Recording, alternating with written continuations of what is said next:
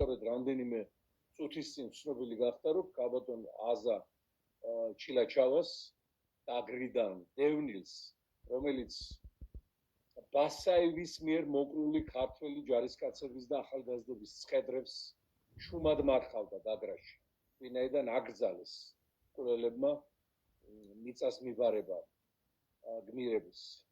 აი ამ ადამიანს ალბათ მაშინ ვერ წარმოედგინა, რომ ჩამოვიდოდა თბილისში გაგრიდან გამოგდებული დევნილი და რუსთაველის პროსპექტზე მშვიდობიან აქციაში მონაწილეობისათვის თავისი ქვეყნის მთავარ მაგისტრალზე სრულიად კაცთმოყარე ეროვნული მიზნებით გამოსვლისათვის მიუშვიდნენ პატიმრობას.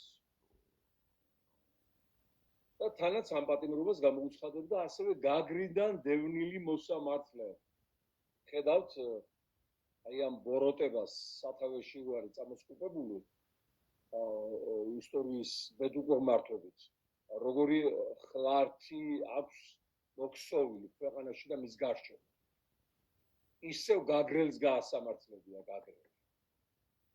და ამით უნდა დაანახოს ქვეყანას და მსოფლიოს, რომ ასეთი ერთმნიშვნელოვანი აღფრთოვანება გმირებისადმი, რომლებიც თუნდაც გმირებს მარხავდნენ და მიწას აბარებდნენ, ქვეყანაში არ არის და არის იგივე გაგრაში სხვა აზრიც, რომელი აზრიც ემთხვევა რუსეთის დაქვემდებარებულ კოლონიურ საქართველოს, რომელმაც უნდა დაივიწყოს თავისი ისტორია, თავისი ამაღლებული მატიანე და თავისი წართმეული ტერიტორიები, მათ შორის გაგრა, აფხაზეთი, ცხინვალი. აი როგორი ფსიქოლოგიური გათვლებია შემზადებული და ალბათ ყველა შესანიშნავად ხვდებით ჩვენი ხალხის ნიჭერება დედამიწაზეა ცნობილი, რომ ეს არ არის არც ივანიშვილის, არც ამ თმაგაწეწილი შეშლილი კობახიძის, ანამ მონღოლი მეჯოგის პაპუაშვილის და იმ ისევ ღატაკაშვილად ქცეული ყოფილი მდიდარაშვილის